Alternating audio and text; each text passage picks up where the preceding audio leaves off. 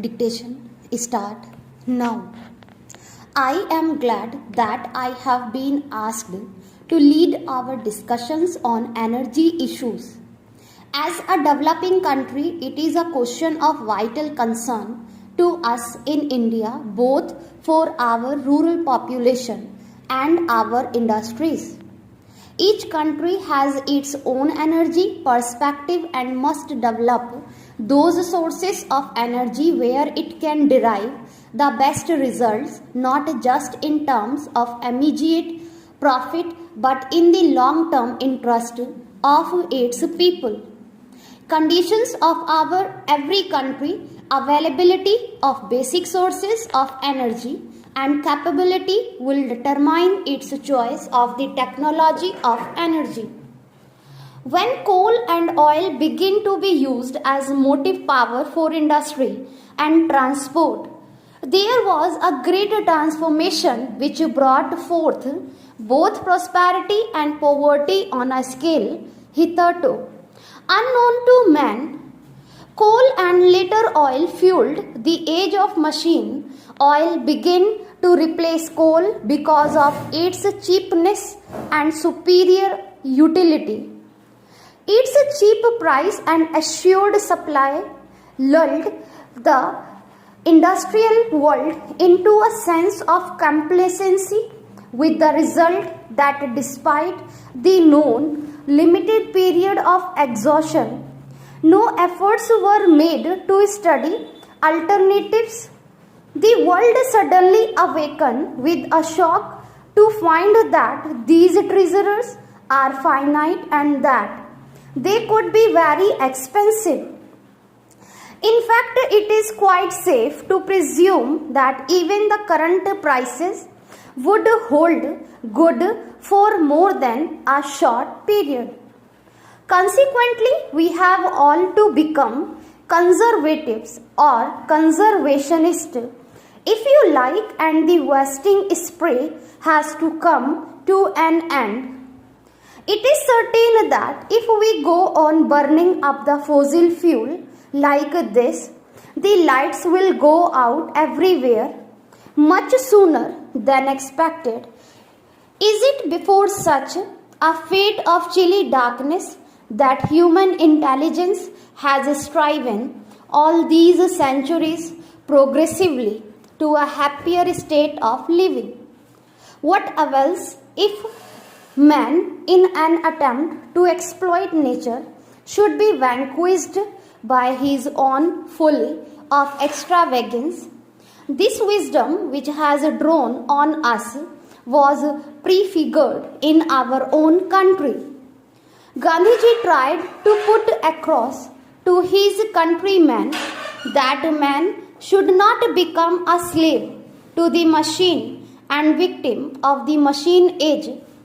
He wanted to us develop an integral personality in communion with the environment and with fellow men. Advanced countries have now begun to see how dangerous it is to measure progress in terms of energy consumption per capita. We must correct such concepts and replace them. We cannot, of course, reverse the clock of development in modern age. Pollution is one of the worst of them, and the sources of energy has to be so chosen that the evils of population and degradation of environment are reduced to the minimum. We have a fairly abundant reserve of coal, but coal is also exhaustible and has to be exploited in an efficient way, including lower grades of coal and lignite.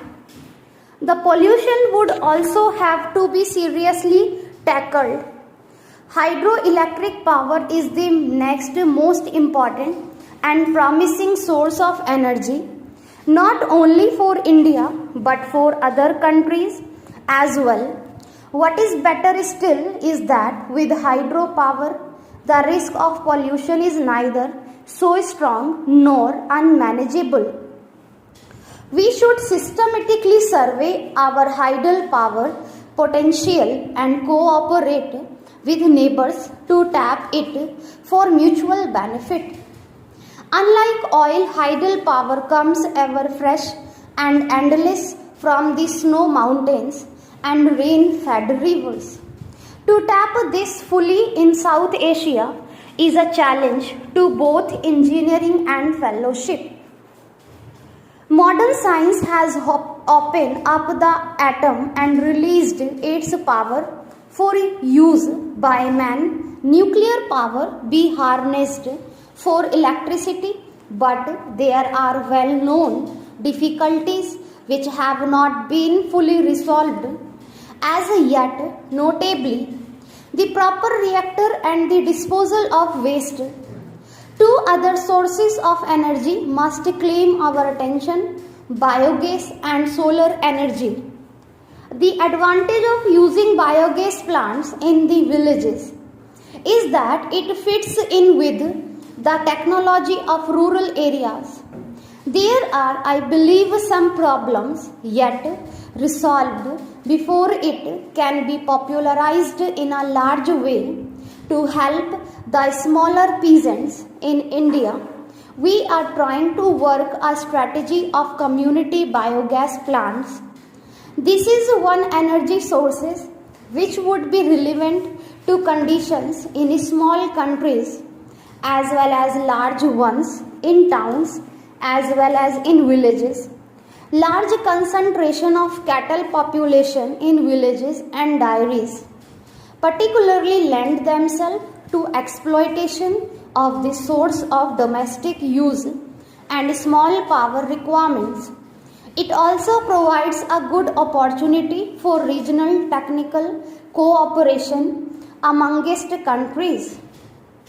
Solar energy is already beginning to be applied to a number of purposes, such as improved drying of agriculture produce, pumping water, desalination, heating and air conditioning. Many countries are carrying on research into the application of solar energy.